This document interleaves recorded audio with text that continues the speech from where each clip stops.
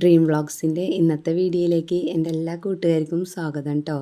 പുതുതായി നമ്മുടെ വീഡിയോ കാണുന്ന കൂട്ടുകാരാണെങ്കിൽ നമ്മുടെ ചാനലൊന്ന് സബ്സ്ക്രൈബ് ചെയ്യണേ. നമ്മൾ ഹാഫ് kg ബ്ലാക്ക് ഫോറസ്റ്റ് ആണ് കേട്ടോ ചെയ്തെടുക്കുന്നത്. അപ്പോൾ അതിനാവശ്യമായിട്ട് നമ്മളിവിടെ എടുത്തിരിക്കുന്നത് അരക്കപ്പ് മൈദ എടുത്തിട്ടുണ്ട്. കൊക്കോ പൗഡർ നമ്മൾ 1/4 കപ്പിൻ്റെ പകുതി, അതായത് 30 ml കപ്പിലാണ് എടുത്തിരിക്കുന്നത്.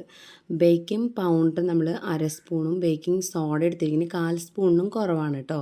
എന്നിട്ട് അതിന് 3 പ്രാവശ്യം നന്നായിട്ട് അരിച്ച് മാറ്റി വയ്ക്കണം പൊടിനെ.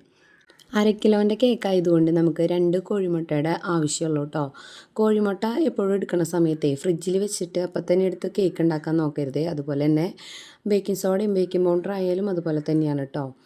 കോഴിമുട്ടയിലേക്ക് 1/4 കപ്പ് പഞ്ചസാരയും ഒരു പിഞ്ച് ഉപ്പും ചേർക്കണം. അതുപോലെ തന്നെ നമ്മുടെ വാനില എസൻസ് 1/2 സ്പൂണും കൂടി ചേർത്തിട്ടാണ് കേട്ടോ ബീറ്റ് ചെയ്തെടുക്കണത്.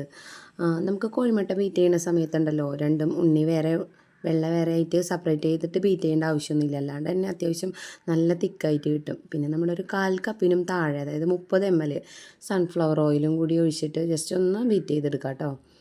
ഇതിലേക്ക് നമ്മുടെ പൊടി ഉണ്ടല്ലോ കുറച്ചീശെ ഇട്ടിട്ട് നമ്മൾ മിക്സ് ചെയ്തെടുത്തിട്ട് ഉണ്ടാക്കണ സ്പോഞ്ച് നല്ല അടിപൊളിയായിട്ട് കിട്ടും കേട്ടോ.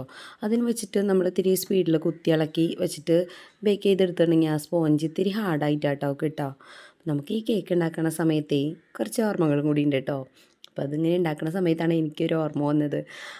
നമുക്ക് കേക്ക് എന്നൊക്കെ പറഞ്ഞു കഴിഞ്ഞാൽ വെക്കേഷൻ സമയത്ത്, അതായത് ക്രിസ്മസിൻ്റെ വെക്കേഷൻ സമയത്ത് അമ്മമ്മേരുടെ അടുത്തേക്ക്, അതായത് മാമൻ്റെ വീട്ടിലേക്കൊക്കെ നമ്മൾ പോണ സമയത്തേ കേക്ക് കഴിക്കാൻ കിട്ടാറുണ്ട് കേട്ടോ. അത് നമ്മുടെ പ്ലം കേക്കാണ്. ആ ഒരു ഓർമ്മ തന്നെയുള്ളൂ. പിന്നെ നമ്മൾ കേക്ക് ബ്ലാക്ക് ഫോറസ്റ്റ് ഒക്കെ കഴിച്ചത് മോളുടെ ഫസ്റ്റത്തെ ബർത്ത്ഡേക്കാണ് നമ്മൾ ബ്ലാക്ക് ഫോറസ്റ്റ് വാങ്ങിച്ചിട്ടുണ്ടായിരുന്നത്. അപ്പോൾ അന്ന് വാങ്ങിച്ച് നമ്മൾ കട്ട് ചെയ്തു. അപ്പോൾ പിന്നെ കഴിച്ചപ്പോൾ ഭയങ്കര ഇഷ്ടമായിട്ടുണ്ടായിരുന്നു. പിന്നെ ഈ ക്രീം കേക്ക് ഇങ്ങനത്തെ കേക്കുകളൊക്കെ നമ്മൾ ഓരോ ഫംഗ്ഷനൊക്കെ പിന്നീട് പോകുമ്പോൾ നമ്മളിങ്ങനെ ഓരോ സ്ഥലത്തു നിന്നൊക്കെ കഴിച്ചിട്ടുണ്ട് കേട്ടോ. അങ്ങനെയാണ് ഈ ക്രീം കേക്കൊക്കെ കഴിച്ചു തുടങ്ങിയത്.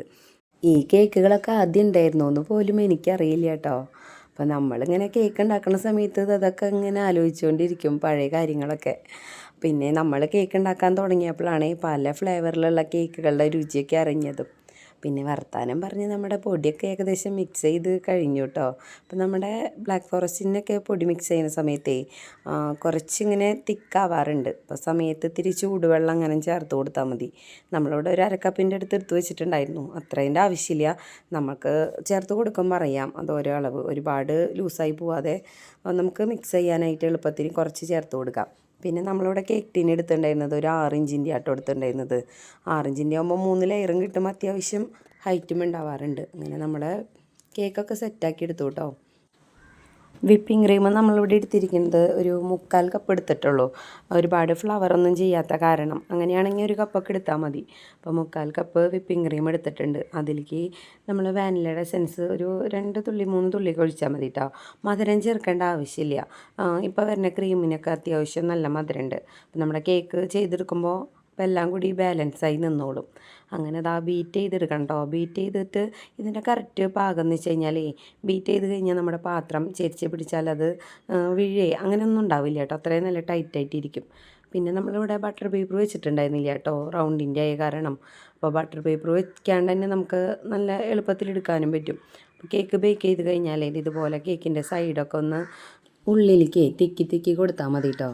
അപ്പോൾ നമുക്ക് പെട്ടെന്ന് തന്നെ പാത്രത്തിൽ നിന്ന് ചെരിച്ചിട്ട് തട്ടുമ്പോഴേ കേക്ക് വേഗം താഴോട്ട് വീണു കേട്ടോ. അപ്പോൾ നമ്മളങ്ങനെ കേക്ക് ബേസിലേക്ക് തട്ടി കൊടുത്തപ്പോൾ കേക്ക് ഇങ്ങോട്ട് കിട്ടിയിട്ടുണ്ട്. പിന്നെ നമ്മുടെ കേക്ക് ഒരു 3 ലെയറായിട്ട് നമ്മൾ കട്ട് ചെയ്തെടുത്തിട്ടുണ്ട് കേട്ടോ. അപ്പോൾ കേക്ക് അത്യാവശ്യം 1/2 കിലോൻ്റെ കേക്കായാലും നല്ല ഹൈറ്റും ഒക്കെ കിട്ടിക്കോളും. കേക്കിലേക്കുള്ള സിറപ്പ് തയ്യാറാക്കാനായിട്ട് നമ്മളിവിടെ 1/2 കപ്പ് വെള്ളവും 1/4 കപ്പ് പഞ്ചസാരയും ചേർത്തിട്ട് തിളപ്പിച്ചെടുക്കുകയാണ് കേട്ടോ ചെയ്തിട്ടുള്ളത്. പിന്നെ നമ്മളിവിടെ കേക്ക് സെറ്റ് ചെയ്യുന്ന വീഡിയോ ഇട്ടിട്ടില്ല കേട്ടോ. അതിൽ എപ്പോഴും അത് കാണിച്ച് ബോറടിപ്പിക്കണ്ടല്ലോ എന്ന് വിചാരിച്ചിട്ടാണ്.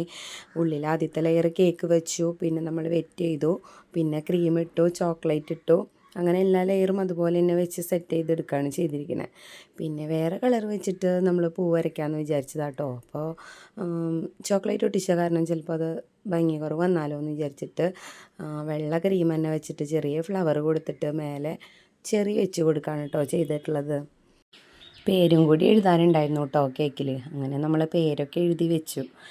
പിന്നെ നമ്മുടെ കേക്കൊക്കെ ഇതാ സെറ്റായിട്ടുണ്ട് കേട്ടോ. അപ്പോൾ ഇന്നത്തെ വീഡിയോ എത്രത്തോളൂ. വീഡിയോ ഇഷ്ടപ്പെടുകയാണെങ്കിൽ നമ്മുടെ വീഡിയോയ്ക്ക് ലൈക്കും അടിക്കുക, കമൻറ്റ് ചെയ്യുക, ഷെയർ ചെയ്യുക കേട്ടോ.